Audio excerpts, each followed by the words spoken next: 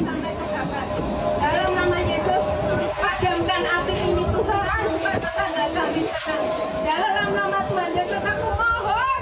Di dalam nama Tuhan Yesus, tolonglah kami Tuhan. Dalam nama Tuhan Yesus, dalam nama Tuhan Yesus. Kami Tuhan,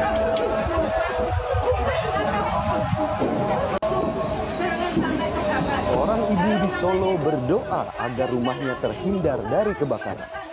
Sang ibu berdoa sembari menepuk dinding rumah agar api yang membesar di sekitar rumahnya tidak menyambar rumahnya. Doanya terwujud karena setelah berdoa, hujan mulai turun dan memadamkan kebakaran. Padahal saat itu Solo sedang musim kemarau. Assalamualaikum, selamat pagi pemirsa. Bagaimana kabar Anda hari ini? Sambil menemani Anda membuat sarapan atau menyeduh kopi dan teh, bersama saya Filipus Yonaso selama 30 menit ke depan akan menyajikan berbagai informasi menarik agar pagi Anda menjadi lebih berisi. Inilah Cakrawala selengkapnya.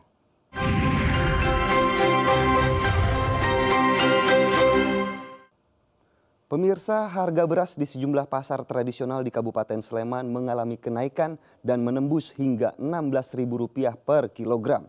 Kurangnya pasokan dari petani akibat dampak kekeringan diduga menjadi penyebab naiknya harga beras. Hampir semua jenis beras mengalami kenaikan harga di pasar tradisional Gamping, Sleman. Beras premium bahkan menembus hingga harga Rp16.000 per kilogram dari sebelumnya Rp14.000 per kilogram. Sementara beras medium dari sebelumnya Rp12.000 per kilogram kini menjadi Rp13.000 per kilogram. Kurangnya pasokan dari petani akibat dampak kekeringan diduga menjadi penyebab naiknya harga beras. Dan pedagang berharap pemerintah segera turun tangan agar harga beras kembali stabil. Kita sekarang ke Palembang, seorang wanita muda nyaris mengakhiri hidupnya dengan mencoba melompat dari jembatan Ampera. Beruntung aksi nekat wanita ini berhasil digagalkan oleh warga. Belakangan diketahui jika korban mencoba bunuh diri karena suaminya berselingkuh. Warga di kawasan pelataran Pasar 16 Ilir, Jalan Tengkuruk, Permai, Palembang, Sumatera Selatan dibuat heboh dengan ulah seorang wanita muda yang mencoba terjun bebas dari jembatan Ampera. Dalam video amatir terlihat wanita bernama Yanti, 34 tahun, telah naik di atas pembatas jembatan. Warga yang melihat peristiwa ini langsung berusaha menolong dan mengevakuasi korban. Dari pengakuan Yanti, dirinya mencoba bunuh diri karena ulah suami yang diduga berselingkuh dengan wanita lain. Awalnya nampak gitu. Kami langsung turun kakinya. Nggak turun kakinya. Iya. Terus? Laju kami tarik. Langsung ngejar kamu ke pucuk ya? Iya, dari pertama naik. Dari. Dia tuh dari mana? Ini duduk tadi. Nangis. Pagi nangis ya? Iya. Nah, pengen pel itu. Saat ini, Yanti telah dibawa petugas ke Polsek setempat untuk mendapatkan perlindungan. Sementara itu, musim kemarau yang berkepanjangan membuat puluhan desa di Kabupaten Pati, Jawa Tengah mengalami kekeringan. Sampai-sampai ratusan siswa SD melakukan sholat istisqo atau sholat meminta hujan di halaman sekolah mereka.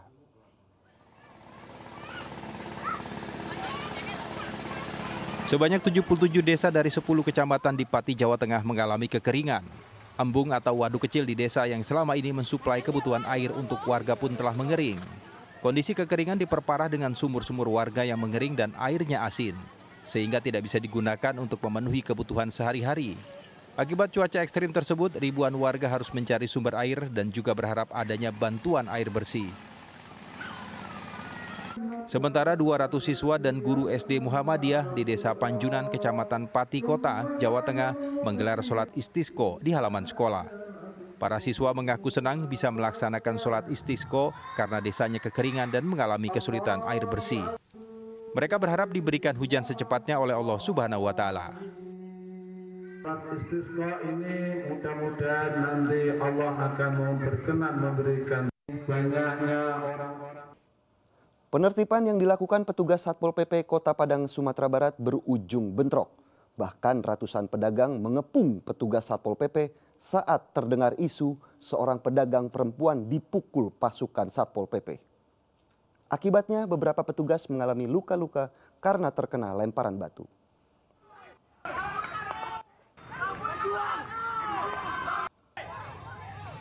Bentrok tak terelakkan saat operasi penertiban di kawasan Pantai Padang, Kecamatan Padang Barat, Jumat petang.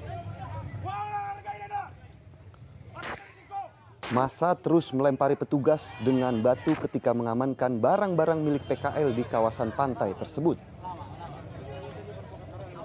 Namun karena kalah jumlah, petugas Satpol PP pun berlindung di sebuah klinik dekat lokasi.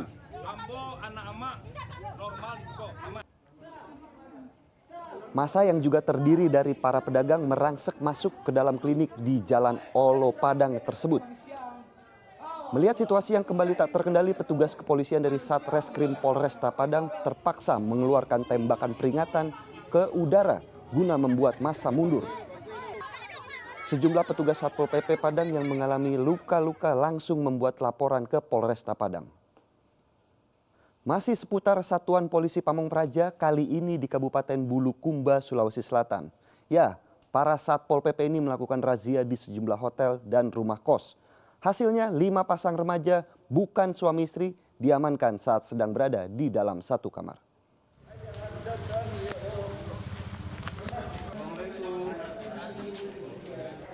Razia dilakukan Satpol PP Kabupaten Bulukumba yakni dalam upaya merespon laporan warga terkait maraknya tindakan prostitusi online serta maraknya penyalahgunaan rumah kos oleh pasangan remaja.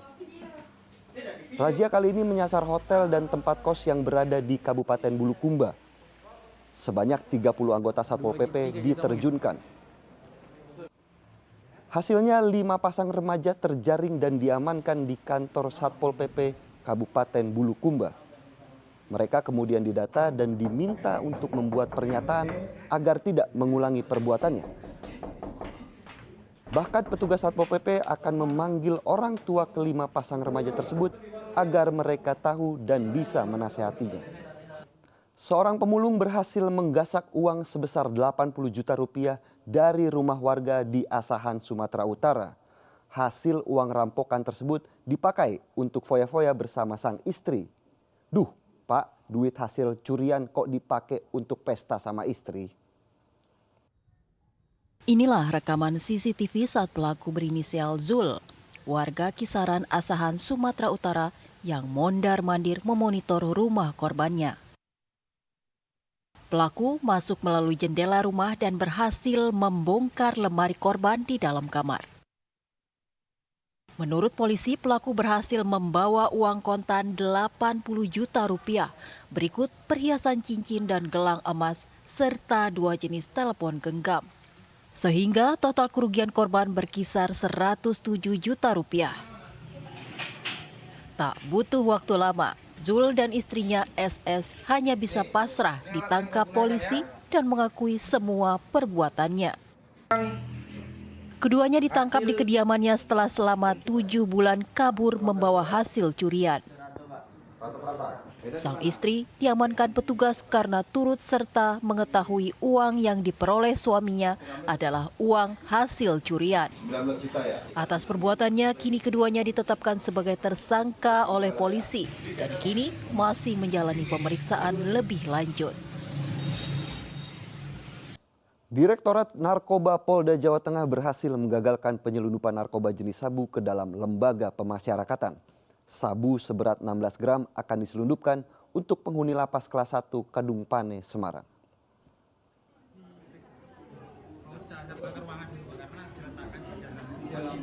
Seorang perempuan berinisial A, 18 tahun warga Semarang ditangkap petugas Direktorat Narkoba Polda Jawa Tengah saat berada di halaman lapas kelas 1 Kedung Pane, Semarang.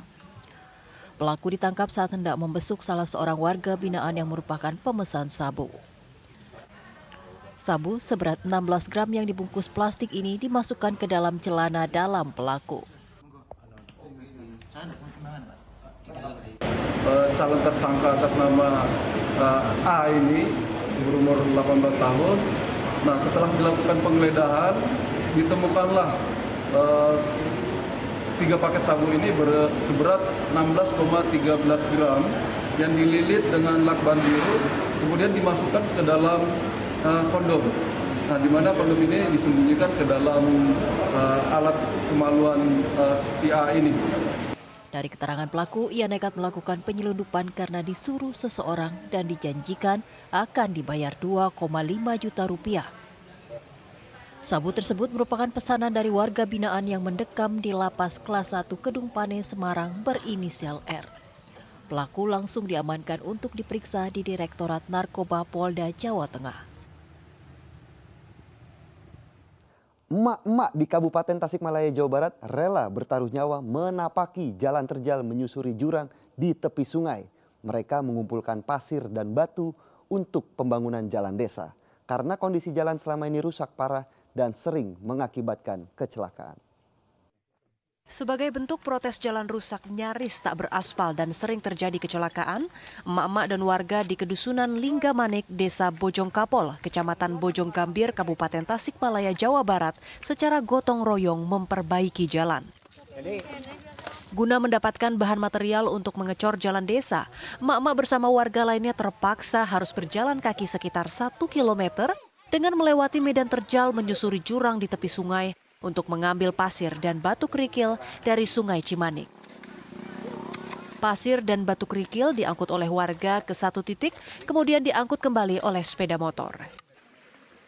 Semua batu dan pasir yang diambil dari sungai ini dikumpulkan di tepi jalan desa dan kemudian akan dicampurkan dengan semen oleh warga lainnya. Dilanjutkan dengan kegiatan pengecoran jalan di beberapa titik yang rawan terjadi kecelakaan. Sementara untuk mendapatkan semen, warga secara sukarela melakukan iuran. Ini mengadakan gotong royong untuk membangun atau mengecor jalan yang tidak tercover oleh pemerintah setempat. Jalan tersebut merupakan akses vital yang menghubungkan antara wilayah Kecamatan Bojonggambir dan Kecamatan Cipatujah, dan kondisi jalan rusak ini sudah berlangsung hampir 5 tahun. Berdasarkan informasi yang dihimpun dan keterangan pemerintah Desa Bojongkapol, jalan rusak dari Kampung Burujul sampai Kampung Wanasari ini berjarak sekitar 9 km. Di tahun 2023 ini, jalan yang baru tersentuh perbaikan hanya sepanjang 500 meter. Sementara sisanya 8.500 meter kondisinya masih rusak. Animo penonton MotoGP Mandalika Pertamina Grand Prix of Indonesia 2023 meningkat di hari kedua gelaran MotoGP.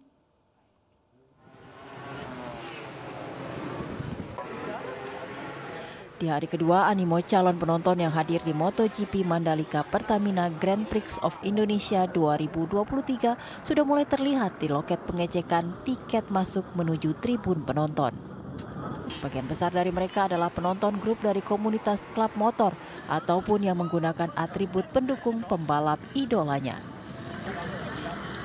Di tribun standar atau regular grandstand, penonton regular grandstand paling banyak berada di sisi timur dari garis start. Jumlah penonton MotoGP Mandalika 2023 hari ini diprediksi akan bertambah.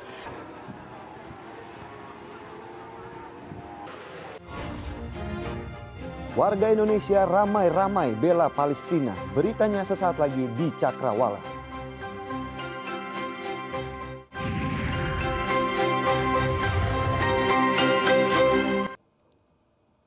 Kembali lagi di Cakrawala pemirsa, perjuangan rakyat Palestina untuk merebut kembali tanah air dari pendudukan Zionis Israel tidak pernah usai. Tentara Zionis sendiri terus melakukan serangkaian serangan dan penindasan terhadap rakyat Palestina, salah satunya membatasi sholat Jumat di kompleks Masjidil Aqsa. Kemarin, sebagian kecil warga Palestina berhasil melaksanakan salat Jumat di Masjidil Aqsa. Namun sebagian besar tak beruntung karena dihadang tentara Israel. Israel kembali memberlakukan perintah untuk melarang warga Palestina yang bukan lansia untuk beribadah sholat Jumat di sana. Sementara itu, tentara Zionis menjatuhkan selebaran dari udara yang mengancam warga Palestina di jalur Gaza untuk meninggalkan rumah mereka jika ingin selamat dari serangan besar Israel yang akan segera diluncurkan. Di sisi lain, Presiden Mesir Abdul Fattah al-Sisi meminta agar warga Gaza tak meninggalkan rumah mereka. Ia meminta apapun yang terjadi, warga Gaza harus bertahan di tanah air mereka. Bagi warga Palestina di jalur Gaza, memang pertahanan tanah air lebih penting daripada mengungsi. Karena itulah hanya sebagian dari mereka yang mengungsi, sebagian lagi bergeming. Hal serupa telah disampaikan kelompok Hamas. Mereka meminta warga Gaza tak terprovokasi intimidasi oleh Israel. Hamas menegaskan belum semua amunisi mereka dikeluarkan untuk mengusir Israel dari tanah Palestina. Saat ini Gaza sedang dibombardir oleh pasukan Israel. Namun perlawanan sengit dilakukan pasukan Hamas yang kembali berhasil menyerang pasukan Israel di perbatasan. Bombardir kota-kota yang diduki pemukim Israel juga terus dilakukan 3 anak-anak dan 351 perempuan. Sementara itu 7.388 lainnya terluka, termasuk 1.901 anak-anak. Sementara itu di Indonesia, solidaritas untuk Palestina menjadi seruan di berbagai daerah. Ribuan orang berunjuk rasa untuk mengecam Israel, sedangkan kalangan siswa-siswi memanjatkan doa untuk Palestina.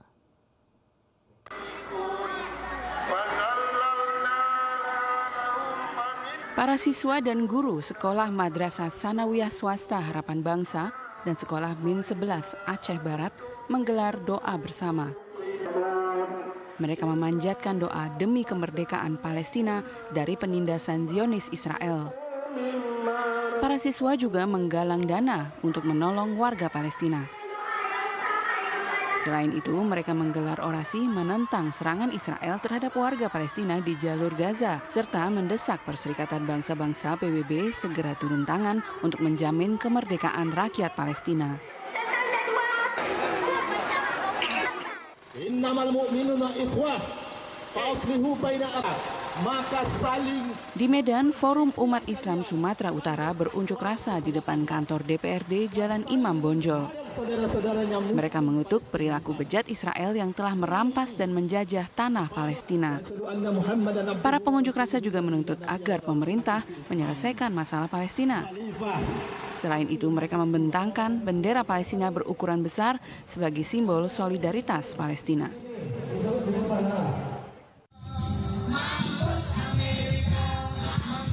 Di Pasuruan, Jawa Timur, Komite Umat Islam Anti Amerika dan Israel berunjuk rasa di Kompleks Alun-Alun Bangil.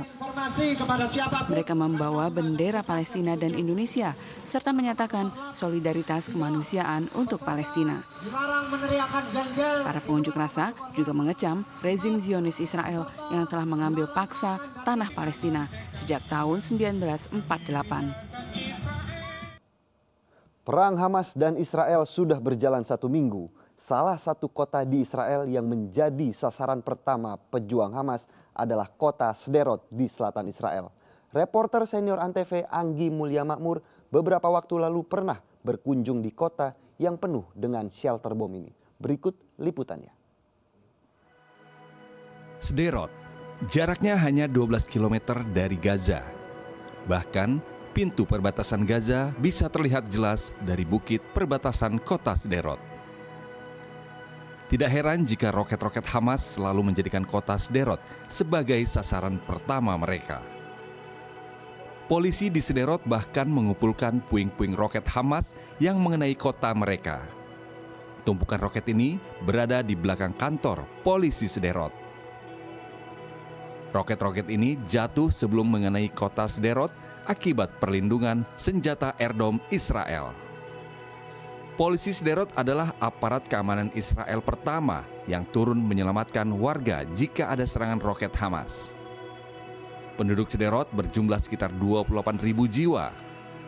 Sebagian besar bekerja sebagai pengawal pemerintahan, terutama penjaga perbatasan antara Israel dan Gaza. Para penduduk di Sderot sudah terlatih untuk segera berlindung ketika alarm tanda serangan roket berbunyi. Setiap gedung di Sderot memiliki shelter atau ruang pelindung dari bom. Bahkan, taman bermain anak pun dibuatkan sebuah shelter bom. Tidak ada yang menyangka jika labirin di taman bermain ini adalah sebuah shelter. Terbuat dari beton yang memiliki ketebalan lebih dari 15 cm. Papan pengumuman mengenai waspada serangan roket dan bagaimana berlindung ada di setiap sudut taman bermain. Anak-anak kota Sderot pun sudah paham bahaya ini. Namun pada serangan Oktober ini nampaknya tidak ada satupun polisi ataupun warga Sderot yang menyadari serangan Hamas tidak hanya menggunakan roket, melainkan juga pasukan darat. Kota Sderot sempat dikuasai pejuang Hamas selama 1 hari lebih. Demikian laporan Anggi Mulia Makmur dari Sderot, Israel. Ya pemirsa, terima kasih sudah bersama kami di Cakrawala. Jangan lupa bagi Anda pemirsa Antv untuk selalu scan ulang STB Anda dan temukan channel Antv. Supaya tidak ketinggalan program-program super keren seperti series India terbaru yang jadi favoritnya ibu-ibu. Sportainment kesukaan bapak-bapak dan series animasi kesayangan anak-anak juga ada di sini. Waktunya saya Filipus Yunaso pamit. Jangan lupa besok 7.30 pagi Cakrawala akan kembali hadir. Selamat menyaksikan acara kami selanjutnya. Sampai jumpa dan wassalamualaikum.